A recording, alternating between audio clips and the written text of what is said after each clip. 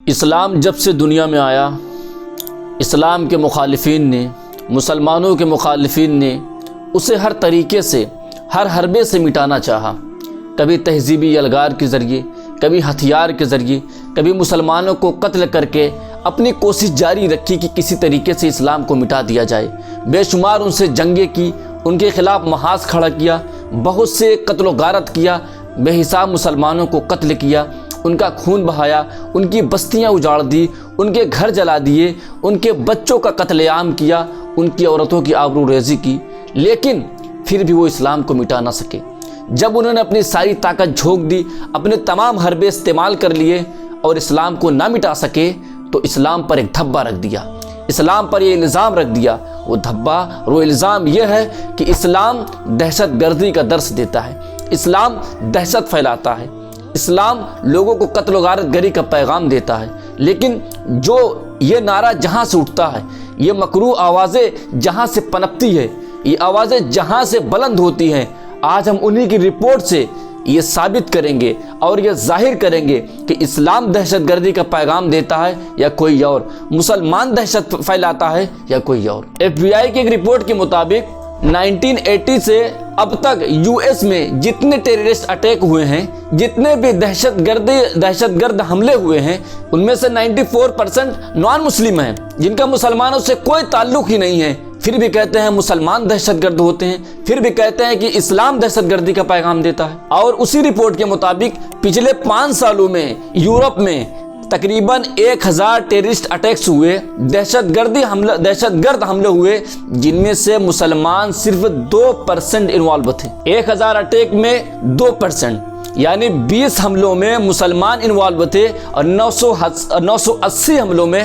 غیر مسلم، نان مسلم انوالو تھے۔ پھر بھی کہا جاتا ہے کہ مسلمان آتنکواد پھیلاتا ہے، پھر بھی کہا جاتا ہے کہ اسلام کے ماننے والے دہشت گردی پھیلاتے ہیں۔ ذرا آنکھ کھولو اور تعصب کا چشمہ ہٹا کر دنیا کو دیکھو، مطالعہ کرو اور خبروں کی طرف نظر ڈالو کہ دہشت گردی کون پھیلا رہا ہے۔ حیرت کی بات تو یہ ہے، جہاں پر سب سے زیادہ دہشت گردی پھیل رہی ہے، جہاں پر سب سے زیادہ قتل و غارت ہو رہی ہے، جہاں پر سب سے زیادہ خون بہائے جا رہے ہیں، وہی لوگ کہہ رہے ہیں کہ اسلام دہشت گردی کا مذہب ہے۔ اسی رپورٹ کے مطابق 2001 سے اب تک امریکہ میں جتنے مرڈرز ہوئے ہیں، جتنے بھی قتل ہوئے ہیں، اس میں مسلمان قاتلوں کی تعداد 0.0002% ہے، اور باقی قاتل کون ہیں؟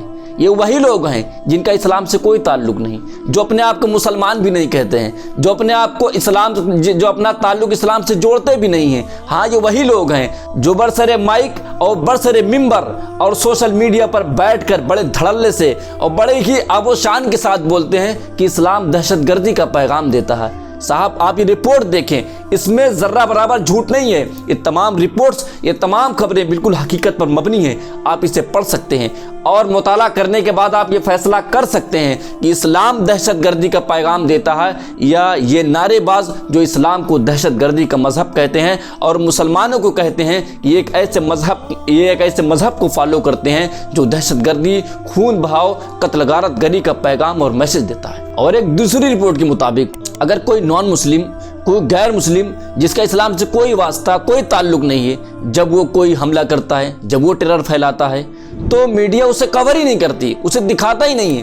لیکن اگر اس میں کوئی مسلمان مبتلا ہو، اگر کسی حملے میں کسی مسلمان کا نام آ جائے، تو پوری دنیا کی میڈیا واویلا مچا کے رکھ دیتی ہے۔ جبکہ حقیقت یہ ہے کہ مسلمانوں سے کہیں زیادہ نان مسلم، غیر مسلموں نے دہشت گردی پھیلائی ہے، حملے کیے ہیں، خون بہائے ہیں اور عورتوں کی عصمت دری کی ہے، ان کی عزتوں کو نیلام کیا ہے۔ ایک اسٹڈی کے مطابق US میں 2006 سے لے کر 2015 تک 136 ٹیرر اٹیک ہوئے، دہشت گردانہ حملے ہوئے، جس میں 12.5% حملوں میں مسلمان مبتلا تھے، مسلمان انوالو تھے، اور باقی 88% میں کون لوگ تھے؟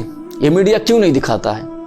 یہ واویلا کیوں نہیں مچتا ہے کہ صرف 12% پر؟ آپ یہ بھی جان لیں کہ 12% چھوڑو، ہم اسلام والے، ہم مسلمان اور اسلام 0 پوائنٹ بھی دہشت گرد پھیلانے والوں کا، ٹیرر پھیلانے والوں کا ساتھ نہیں دیتا ہے، ان کو فالو نہیں کرتا ہے اور ان کی طرفداری بھی نہیں کرتا ہے۔